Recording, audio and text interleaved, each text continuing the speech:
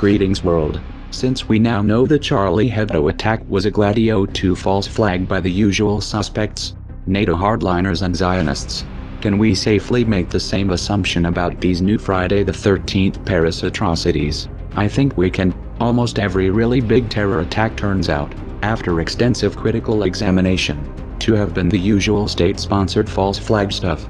There is no reason to think this one will be any different. The first question, as always, is who gains? And the answer, as always, is authoritarian insiders, Zionists, militarists, New World Order instigators.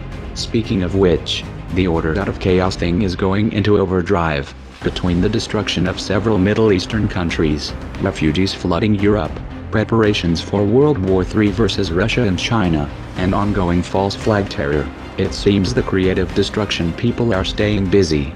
The authorities will surely use these new attacks in the same way they used Charlie Hebdo, as an excuse to shut down critical thinking and dissent. France's President Hollande has attacked Charlie Hebdo conspiracy theorists in harsh terms. If I were a truly paranoid conspiracy theorist, I would say the Charlie Hebdo high perps are fleeing forward into even bigger chaos and an even bigger crackdown on freedom, especially the freedom to seek the truth about false flag terror. And let's not forget that the EU just instituted mandatory labeling of products from the occupied territories. The Zionists are throwing a gargantuan hissy fit, just like right before the Charlie Hebdo attacks. So the least that can be said is that the timing seems extremely suspicious. Then again, maybe it's all just coincidence. Maybe this is an actual attack by angry Muslims. Maybe there is no state sponsorship. Maybe this time, for once, it actually isn't a false flag. But what would radical Muslims gain?